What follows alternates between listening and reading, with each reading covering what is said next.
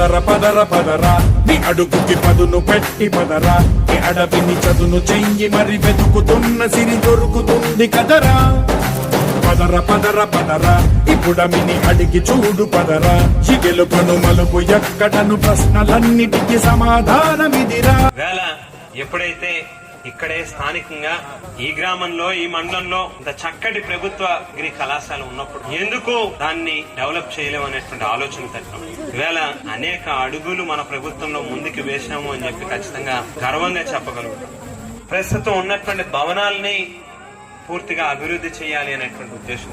ఒక పక్కన existing building ని పూర్తిగా రీమోడల్ చేస్తూ దానికి గాను ఒక 40 లక్షల రూపాయలు వెచ్చించే దానికి మంజూరైన నిధులు, మరో పక్కన ఉన్నటువంటి తరగతులు సరిపోని కారణంగా ఇంకా భవిష్యత్తులో కూడా ఖచ్చితంగా ఈ కళాశాల ఇంకా అభివృద్ధి చెందుతుంది కాబట్టి ఇక్కడ ఇంకా అదనపు తరగతులు కూడా అవసరం.